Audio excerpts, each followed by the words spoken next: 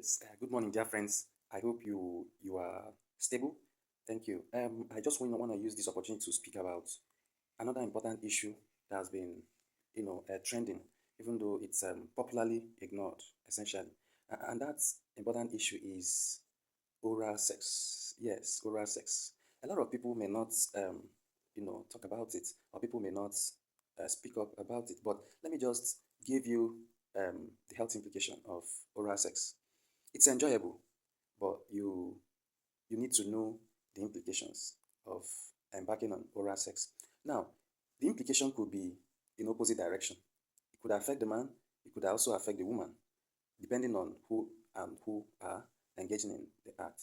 Now, there are certain conditions that could arise when you embark on oral sex. Number one is that you could sustain an injury in the act. You could also get infected with sexually transmitted infections during the process. And then you could also develop um, cancer of the throat. You can also acquire or develop cancer of the cervix, or indeed any other genital tract cancers. Yes, it could be the vaginal cancer, it could be the vulvar cancer, it could be the vaginal cancer, essentially, because their theology are essentially the same. Once you acquire the organism responsible for the causation of these cancers and it persists over a period of time, it usually will transform into a cancer, either cancer of the vulva, cancer of the vagina, or cancer of the cervix. So, why am I talking about this? It's just because of the health implications, which I've just mentioned. So that when you are trying to embark on this pleasurable act of sex, you should know that there are certain health implications that are associated with it. Now, the other thing you need to know as well is that there are certain conditions that could predispose to or that could enhance the acquisition of sexually transmitted infection during oral sex. Number one is that if you have injuries already existing in your mouth, if you are putting on dentures, if you have cracks, injuries in the mouth, the same way it applies to the genitals. If you have injuries in the genital tract, if you have cracks there, if you have any kind of cut, if you have bruises, when women are menstruating, have menstrual blood, it will enhance transmission of infection faster. If the woman is having vaginal discharge during the act, it will also enhance the transmission of the infection faster. If the woman or if the individuals are HIV infected or have other immunosuppression, it will also enhance the risk of transmitting infections faster. So, as a way of trying to prevent these things from happening, there should be an understanding, a good health communication between the two individuals. They should be able to be open to each other that, see, I have this condition, don't embark on it. They should be able to use male condoms because oftentimes male condom will protect the penile shaft from getting injured during the act, therefore reducing the possibility of acquiring the infection. They should also, if the woman is still menstruating around the period, or if the woman has vaginal discharge I'm talking about is not the physiological discharge. I'm talking about yellowish vaginal discharge that is foul smelling oftentimes. It actually suggests that there is a pre-existing infection already.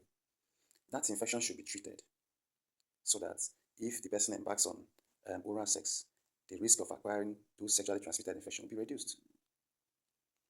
Then there should be proper screening of these sexually transmitted infections that we've been talking about prior to embarking on oral sex. What do I mean by screening? There are certain organisms that have been seriously implicated in this condition.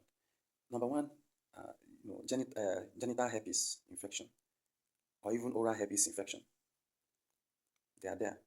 Herpes simplex infection. The other group is chlamydia trachomatis infection. The other one is HIV infection.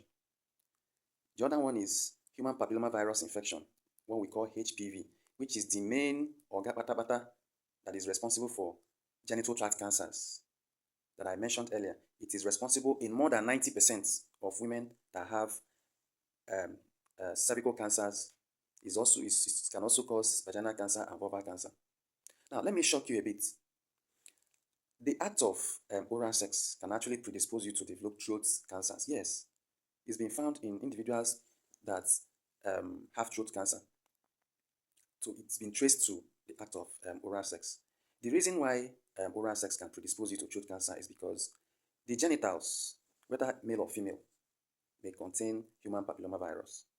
The human papillomavirus, as soon as it's acquired, will get into the throat because the genitals get into the mouth and then transform the epithelial lining of the throat to become metaplastic and become cancerous at the end of the day. So you can see the gamut of conditions that are implicated in oral sex. So I just say, let me bring it to your notice so that while you do, you check and embark on it with the hope to safeguard your health. Thank you. Always follow us on Nabo John Paul, Women Health Corner on Facebook, and Life Stream Specialist Hospital. We also have YouTube channel, Women Health Corner. Thank you. See you on the next one.